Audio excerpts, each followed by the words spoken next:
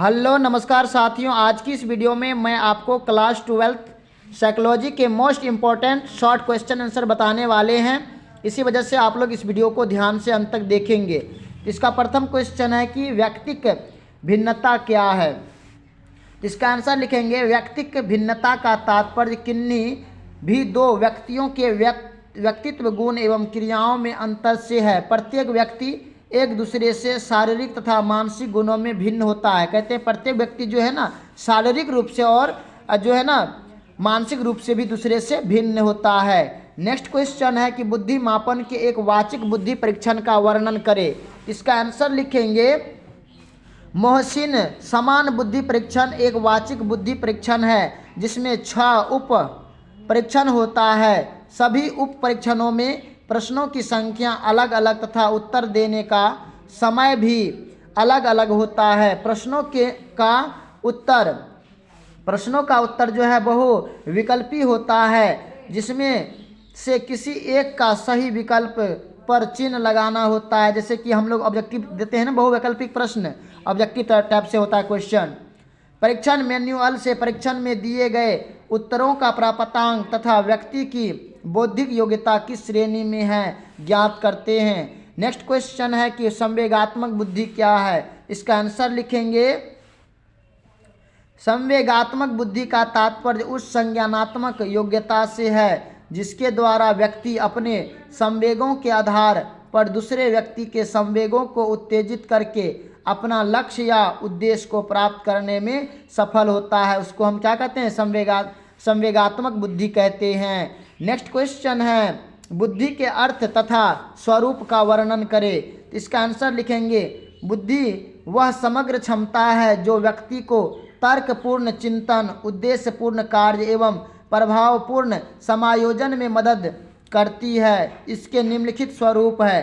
प्रथम है, एक अमूर्त संप्रत्याय है। यह क्या है, एक अमूर्त संप्रत्याय है। दूसरा लिखेंगे, व्यक्ति को तर्कपूर्ण चिंतन में सहायक होता है। तीसरा, व्यक्ति को उद्देश्यपूर्ण कार्य में सहायक होता है।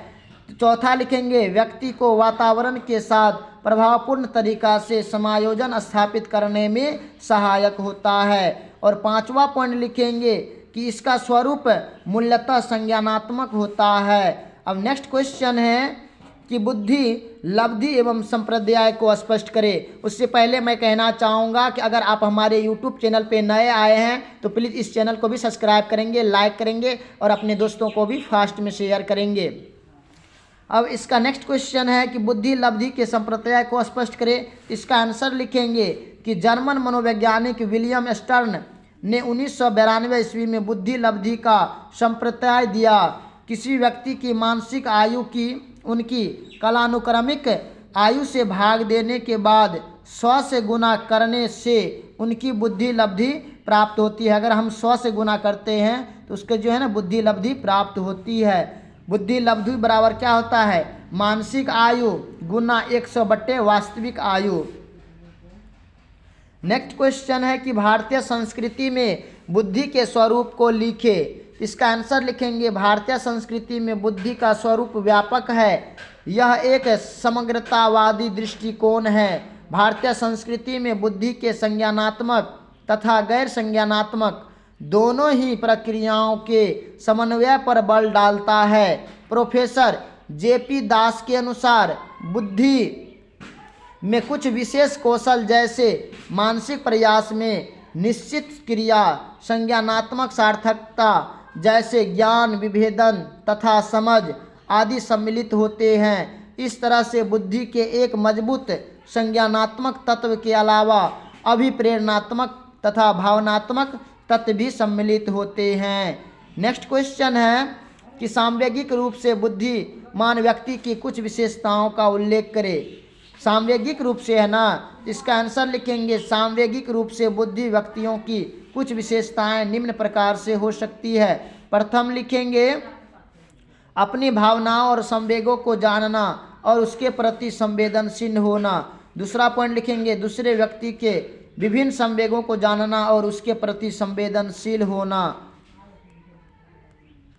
तीसरा पॉइंट लिखेंगे, अपने संवेगों को अपने विचारों से संबंध करना ताकि समस्या समाधान तथा निर्णय करते समय उन्हें ध्यान में रखा जा सके। चौथा पॉइंट लिखेंगे अपने संवेगों और उनकी अभिव्यक्तियों को दूसरे से व्यवहार करते समय नियंत्रित करना ताकि शांति और सामंजस्य की प्राप्ति हो सके। नेक्स्ट क्वेश्चन है कि शाब्दिक बुद्धि परीक्षण तथा अशाब्दिक बुद्धि परीक्षण में अंतर बताएं।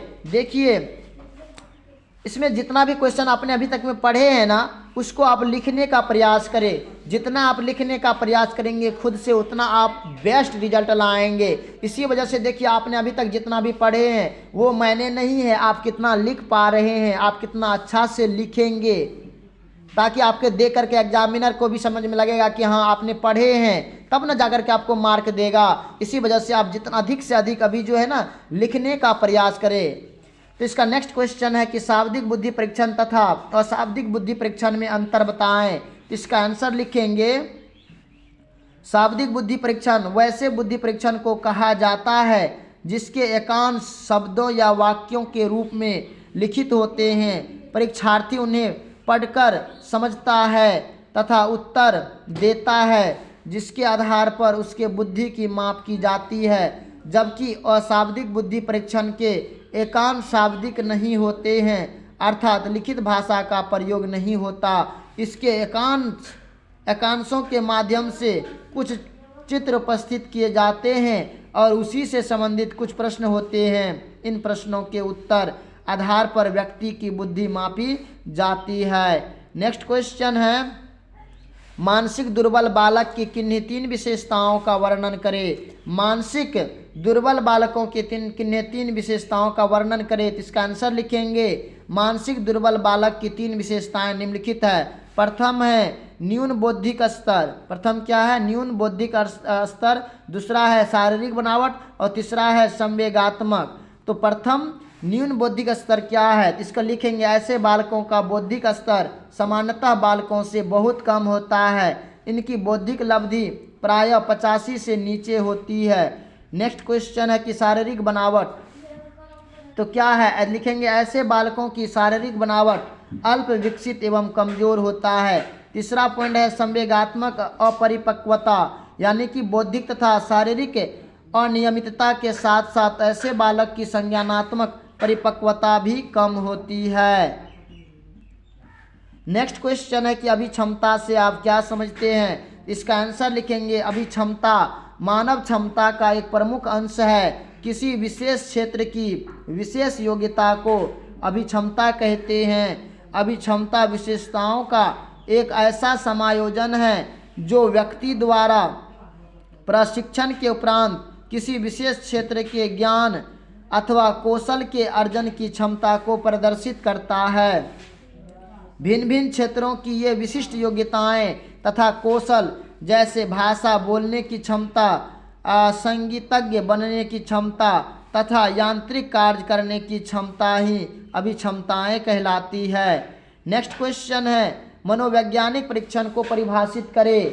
इसका आंसर लिखेंगे जो संपूर्ण व्यक्ति के या अधिक पक्षों को वस्तुगत रूप से वाचिक या अवाचिक प्रतिक्रियाओं के प्रतिदर्शों को द्वारा अथवा अन्य व्यवहारों द्वारा मापता है। इस प्रकार मनोवैज्ञानिक परीक्षण एक मापनी या कार्य प्रणाली है जिसमें मानकीकृत प्रश्नों की एक सूची या प्रश्नों के बदले अन्य सामग्रियों का उपयोग किया जाता है। मनोवैज्ञानिक परीक्षण से किसी मानसिक योग्यता जैसे बुद्धि, अभिवृत्ति, अभिरुचि आदि का मात्रात्मक मापन की जाती है। देखिए अगर आपको याद नहीं भी हो रहा है ना, कम से कम 3-4 बार, 2 बार, 3 बार करके आप वीडियो को देखें, 3-4 बार करके अपने से खुद से लिखने का प्रयास करें और लिखें। और आपको जो है ना सबसे इम्पोर्टेंट है कि कम से कम अगर आप क्वेश्चन बैंक पढ़ रहे हैं तो कम से कम A to Z यानी कि 2009 से लेकर 22 तक में जितना भी क्वेश्चन है सबको 2 बार 3 बार करके पढ़ ले। अगर आप वीडियो देखते हैं तो 2-3 बार पढ़ करके अगर खाली सुन के रखेंगे ना, उससे भी आपको बेनिफिट्स ही होगा, उससे भी आपको लाभ ही प्राप्त होगा। तो वही है। नेक्स्ट क्वेश्चन है मानसिक आयु से आप क्या समझते हैं? इसका आंसर लिखेंगे मानसिक आयु संप्रत्यय का प्रतिपादन बिने तथा साइमन द्वारा किया गया था, जिसका प्रयोग बुद्धि मापने में मनोवैज्ञानिकों ने काफ़ी किया है। टुकमेन ने मानसिक आयु को परिभाषित करते हुए कहा है कि यह एक ऐसा प्रपतांक है जिसका निर्धारण कहते हैं कि जिसका निर्धारण अपने ही उम्र या अपने से कम या अधिक उम्र के बच्चों के औसत निष्पादन के साथ तुलना करके किया जाता है। उदाहरणार्थ, किसी बच्चा की वास्तविक आयु 6 वर्ष की है और वह 8 वर्ष के बच्चे के लिए बने बुद्धि परीक्षण का समाधान में सफल होता है तो उनकी मानसिक आयु 8 वर्ष की होगी। नेक्स्ट क्वेश्चन है, अभिवृत्ति परीक्षण की उपयोगिता का वर्णन करें। इसका आंसर लिखेंगे, अभिवृत्ति परीक्षण की उपयोगिता निम्नलिखित है। प्रथम लिखेंगे शैक्षिक निर्देशन के लिए।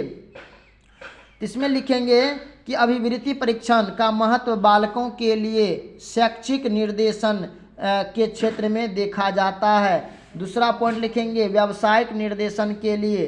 अभिवृत्ति परीक्षण की उपयोगिता व्यावसायिक निर्देशन के क्षेत्र में भी बहुत है। अभिवृत्ति के अनुकूल व्यवसाय होने पर उसे व्यावसायिक संतुष्टि तथा सफलता सहज ही मिल जाती है। नेक्स्ट क्वेश्चन है या नेक्स्ट पॉइंट इसमें लिखेंगे तीसरा कि व्यक्तिगत निर्देशन के लिए।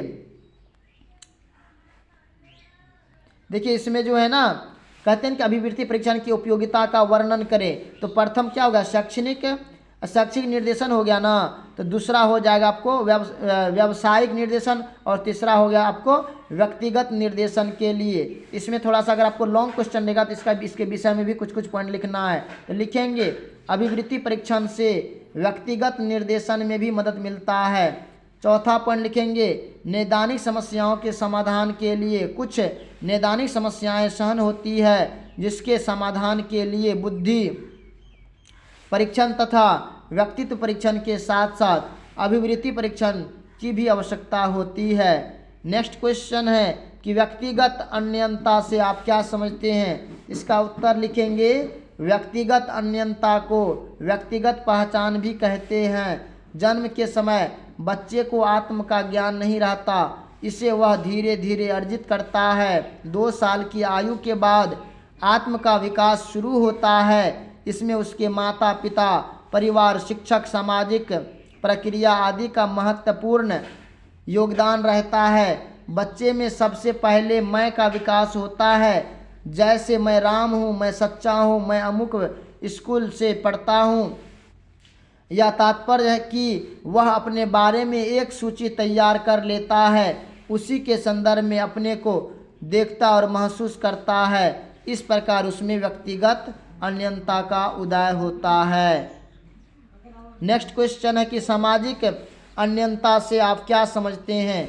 इसका आंसर लिखेंगे आत्म विकास में व्यक्तिगत अनन्यता के बाद सामाजिक अनन्यता का उदय होता है।